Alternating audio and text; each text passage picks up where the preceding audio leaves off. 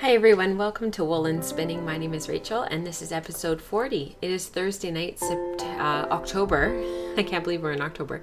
October 6th, and I am coming to you from just outside of Vancouver, British Columbia. I can be found pretty much everywhere as Wellford Pearls, and I am the face behind Woolen Spinning. So for those who are familiar with this space, thank you so much for returning and for viewing. And for those who this is your first time, thank you so much for giving the show a chance. I have a little bit of housekeeping to cover before we really get into the show today. I have a couple of announcements to make, and then we're going to chat a little bit about Spinzilla, which started this morning at midnight, at 1 minute after midnight. We're going to talk about some handspun knitting that I'm working on, and we're also, I have show notes. We're also going to talk about KnitCity. I'm going to do a quick review, and that'll wrap the show. So for those who are just tuning in for the first time, there is a Patreon channel account that goes with this show. For those who would like to check out more, you can go to patreon.com/wellfordpearls. There is still space. I opened it up last weekend.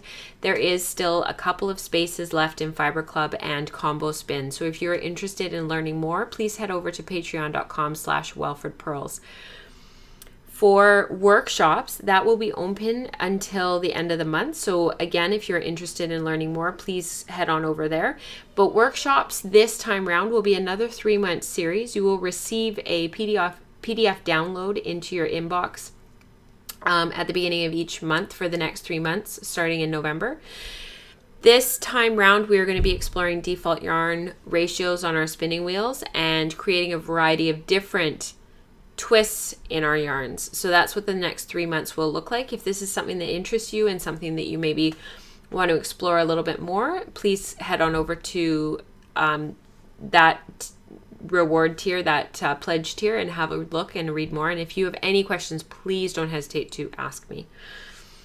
If we hit our next milestone, which we are very close to, the show will go back on iTunes, and it will also be a little bit longer. That will be a regular thing. It won't be a once in a blue moon kind of thing. So that would be really exciting. I don't have to feel like I'm rushing through the show. So thank you to everybody who is a supporter thus far. We have an ongoing spin along in the group. We have the hashtag Zero to Hero 2016 spin along going. We also have the fall clear out spin along. For those who are interested in participating in either of those, please head over to the Ravelry group, Wool and Spinning, and you can read up on some more. I actually did get some more stuff off my bobbins this past weekend, but I can't show it to you because it's soaking wet. So I will show it to you next week. The last thing is that color studies have launched. This was a milestone that we hit back in the summer. I was waiting for a good gap between breed studies and color studies before I started it. I am really excited to announce that Farm Fairy Fibre, who is Karen, who is local to me here, she lives in Pitt Meadows, British Columbia. And for those who are familiar with the Vancouver area, you'll know where I'm talking about. She will be our sponsor for color studies. We are currently choosing the dye technique that we would like to explore. And once we choose our dye technique, so that might be analogous, complements, it might be speckle dye, it depends on what we choose. Then there will be a call for photos for if you think that you have a certain photo that you've seen on the internet or something that you've got in your library of photos that you think works for the particular dye technique. You can start uploading the photos. Karen will scroll through and choose 1 or 2 and create some colorways based on the photos. So that's super exciting. And for more information and for more details, please head over to the Ravelry group because it's a really exciting thing. And I'm especially thankful to Karen for wanting to participate. So thank you so much to Karen. I wish I had a button where I could have the applause button going. I have a little bit of news about my dog Charlotte. Some of you have been asking over the last couple of weeks how she's doing. I had a little bit of an update at the end of last show. She is doing well. She has had all of her testing done to decide whether or not we should proceed with surgery or not. Everything came back clear. She is a healthy, happy dog at age 10. So we have decided to go ahead with surgery on her rear leg. She has a complete tear of her ACL, and she will be going for surgery in 2 weeks. So I will keep you guys posted. And until then, we're keeping her quiet, continuing to hopefully get a couple more pounds off of her before she goes in for surgery to optimize her. And so far, she's doing really well, and she's her happy self. I think she's just feeling a bit cooped up. She keeps trying to run out the front door every time we have the front door open. So we've been taking her on unleashed walks just around on our block. So thankfully she recalls really well and she can handle that. So it's good. So that is the news for today. I hope I didn't lose anybody. If you have any questions, please don't ever hesitate to contact me. You can message me on Ravelry at Well4Pearls, or you can send me an email, rachel@wellforpearls.com. Okay, so I mentioned already that Spinzilla has already started. It crept up. I am the team captain for Team SweetGeorgia here in Vancouver. We have a spinning coming up at the studio this coming Thursday. If you are local and you would like to come join us, please do. I am spinning for a sweater. My sample yarn I left downstairs, but I've already shown that to you guys. So if you're interested and you haven't seen, please go back about 2 episodes, I think, and I talked about it there. So I am spinning from a bat that was a local fleece. This was a CVM, California Variegated Mutant, a Suffolk and Meat Merino cross. The Meat Merino came from the Ram, and the Suffolk CVM cross came from the ewe. So the ewe that this was shorn off of was a cross of those 3 breeds. About 50% Meat Merino and the other 50, and then 25% CVM and 25% Suffolk. It's a very downy feeling fleece. I can feel the lanolin still on it. And these were processed in Alberta at Custom Woolen Mills, and I have split them in half, but this is sort of what the roving looks like, and it came off in these big bats, and it's wound on these sort of patties and in the bag that I got. This fleece is a 2002. It was from my friend Margaret, and I have already finished my first bobbin. So this is bobbin number 1, and I don't know how many bobbins I'll be able to get before I need to ply. I've only got 10 shacked bobbins. I am spinning on my matchless, and I'm hoping, fingers crossed, that I can get through the entire fleece without actually having to ply before I get through the fleece. I'm hoping to spin all of my singles. So this is my first bobbin. I'll wind them onto storage bobbins if I can't, so that I can keep spinning. And one trick that I have always used when I'm spinning a larger quantity is I use masking tape, and I very, very, very gently put the tape on the top of the bobbin with the number. When I finish spinning, let's say I spin 10 bobbins of singles for this fleece, and that'll be how many I spin, and I'll be finished and ready to ply. Let's just say, I think I'll have more than that. But when I go to ply, this is going to be a 2-ply. I ply bobbin 10 with bobbin 1, bobbin 9 with bobbin 2, bobbin 8 with bobbin 3, and so on.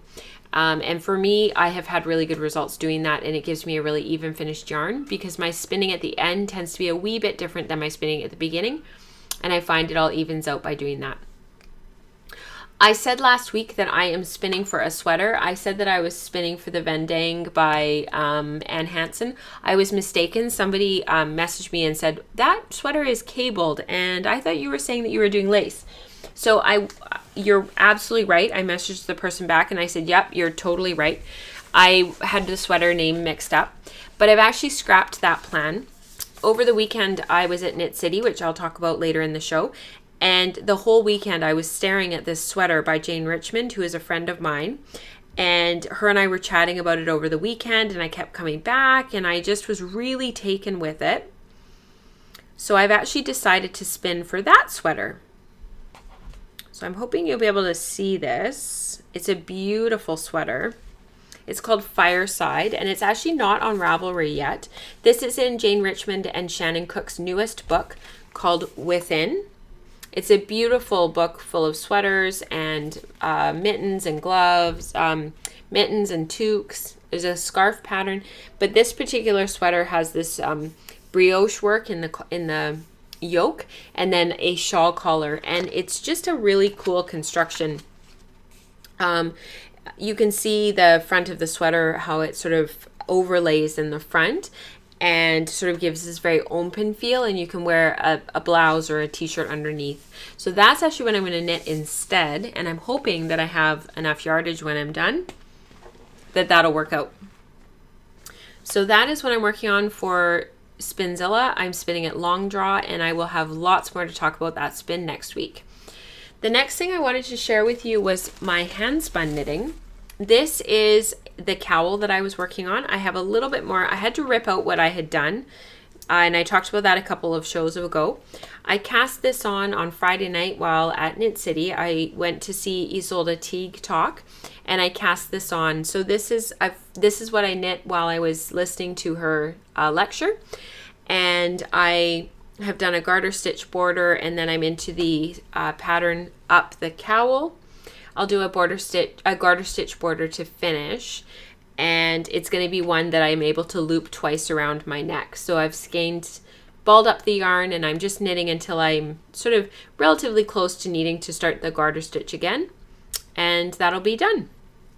I'm enjoying that because it's a mindless knit. It's easy, and it's just I'm just loving how the yarn is knitting up. So that's that. And that was from West Coast Color and Carding.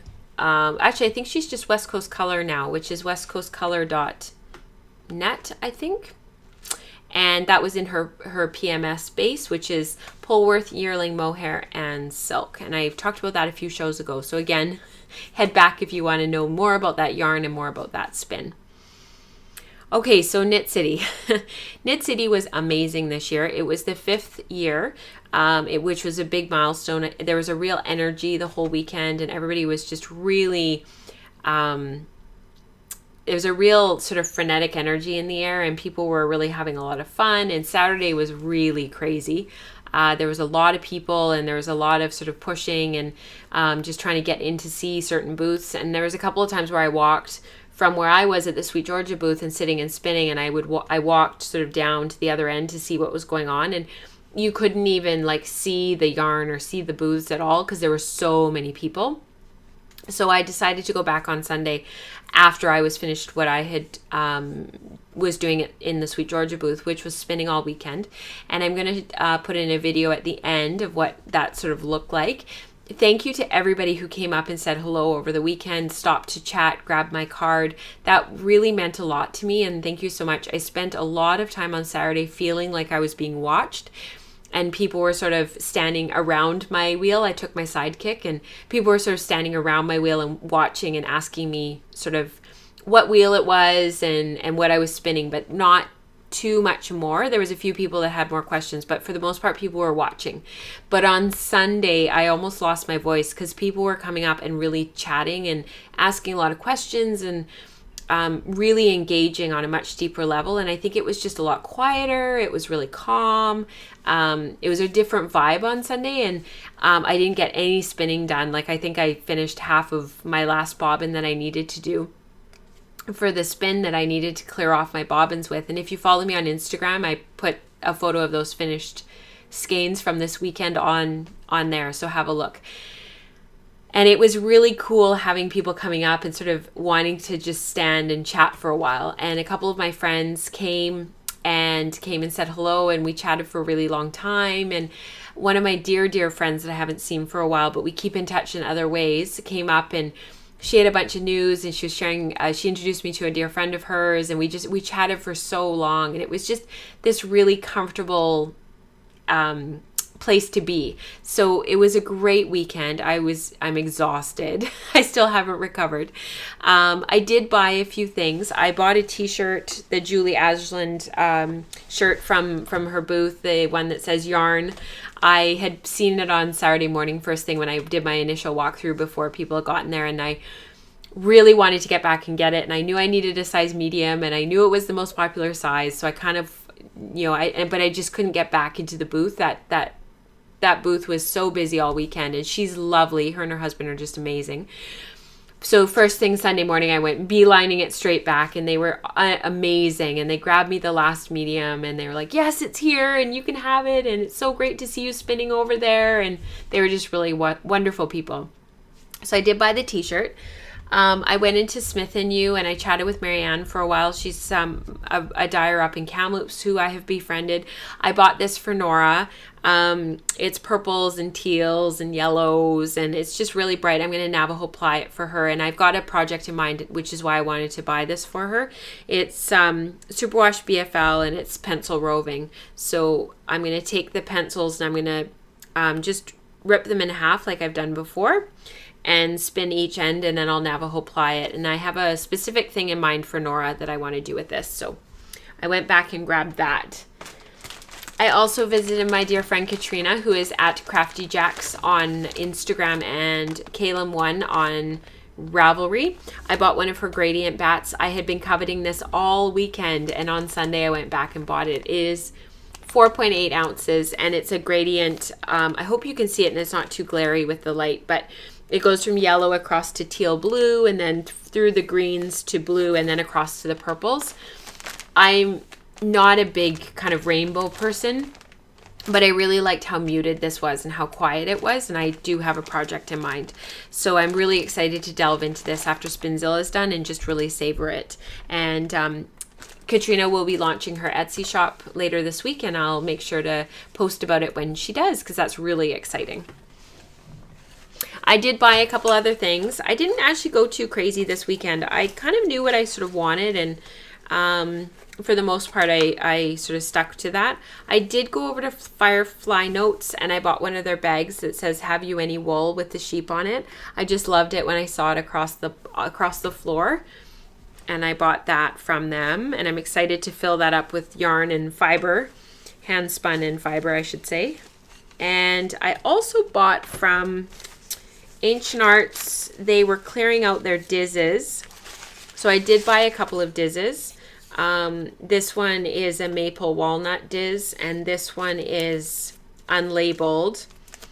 But this particular spindle maker is not going to be making spindles for a while. So they had all of his stuff 50% off. And I almost didn't do it, but I went back on Sunday and I bought a couple of Russian spindles. They had a whole table full, and like I said, this spindle maker isn't going to be making spindles for a while, and I had seen them on Saturday and I thought, oh, I don't need any more spindles, but I really want some Russian spindles. If they're still there tomorrow, I'll go back, knowing that 50% off they were going to get really picked over. The amazing thing is, and I think this is something that I've noticed with KnitCity, it's really very knitting heavy. So there aren't a lot of spinners, there aren't a lot of knitters. And for the most part, people aren't sort of buying fiber, and they're not particularly there for spinning. So the spindles were all still there on Sunday. I think there was a couple that had been sold on Saturday. So I actually was able to buy 3. So that means that I'll be able to spin 3-ply. So that was my big splurge for the weekend, and I felt really lucky that I was able to buy them 50% off, because if they hadn't have been, I would have only bought one. So in the end, I feel like I really lucked out, because it was my big splurge. And I'm really excited to start playing with those after Spinzilla is over. So those are safely tucked away, and I have a spinning bowl, so I didn't buy one of the bowls because they were quite expensive. 50%, even if the bowls were 50% off, they would still cost double what one of these cost, and I just felt like it was too much. So I didn't buy a spinning bowl, but like I said, I do have one, so I didn't buy any more. All right, I need to get organized and find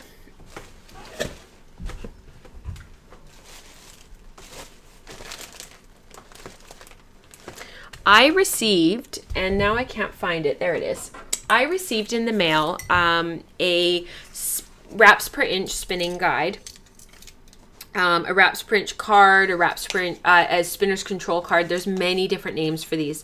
I had seen an ad on Ravelry, and I kind of just on a whim clicked on it, which is really unusual for me, but it just looked kind of neat. So I clicked on it, and I was taken to Etsy. And I started clicking around on the Etsy shop, and it is a company in Finland called Succaplokki. And this is the little card that came with my wraps per inch card. Like I said, these have many different names: wraps per inch card, spinner's control card, wraps per inch control card. There's lots of different names, but this little card here, I received in the mail about a week later, and there's a couple other goodies in there, and it was packaged beautifully. He did a bunch of it was like folded up in origami. It was really cool, and it was finished newspaper, so that was neat to see that. And the stamps on the box were really cool. Anyways, these are 3D printed from industrial industrial leftover plastic. So they're really, really sturdy. Probably more sturdy than any other 3D printed thing I've received other than the drive wheels on my Shacked Sidekick. But what makes this different from other control cards that I've ever seen is that the lines of the actual control card, you can maybe hear, are etched. So when you lay your yarn across the control card, I'll just use this as an example, it actually fits down into the etching. And I just thought that that was a really neat thing. So I bought one, which, like I said, on a whim, was not like me. I am in love with this thing. So I contacted Aleksi, who is the owner of the Finnish shop, and I asked him if it would be possible to extend the awesomeness of these control cards to you guys. And he said, absolutely. So the way that these came to be was he actually contacted a group of Finnish spinners and asked them what they would want. And they shared all of the information with him that they would want in a highly minimalistic but incredibly easy to use control card. And this is what they came up with. If you follow me on Instagram, you maybe saw me post a couple of photos of this thing. I'm in love with it. So he has offered a discount coupon code for you guys till November 13th. So it's for over a month, and he's offering 20%, which is huge. And all you have to put in to the coupon code box when it comes up on Etsy is Welford Pearls, all in capital letters, Welford Pearls, and you get 20% off. So head on over and get yourself one of these because they're amazing. And he actually has sent in the mail. I haven't received them yet because they're on an airplane coming from Scandinavia all the way to Vancouver. He's actually going to be offering a few of these for a giveaway. So when I receive those, I'll show them to you on the show, and we'll do a drawing at the end of the month. So what you have to do to win one of these is head over to the Ravelry group, and under October's episode thread, I want you to answer the question, what do you like about control cards? So, what is it about a control card that you enjoy, and what do you think would help you with your spinning? Pretty simple. This will run to the end of the month. I will draw a winner from the episode thread at the end of the month, and hopefully you'll win one. But in the meantime, if you would like one, head over to his Etsy shop. I will link it in the episode thread on Ravelry, and get yourself 20% off with the discount code Welford Pearls. So thank you so much to Aleksi, because that was unbelievably kind and generous. And I hope that you enjoy these as much as I do. So next show, I will have a full recap of Spinzilla because it's going to be a crazy week. I have a few finished spins, like I mentioned earlier in the show, that are still soaking wet that I will be able to show you. They'll be skeined and finished, and I'll chat about those and what it was like spinning in the booth over the weekend under a bit of pressure because I wasn't watching my hands and my results from that. And I have some big news to share with you next week. So I'll see you then. Bye guys. Happy spinning.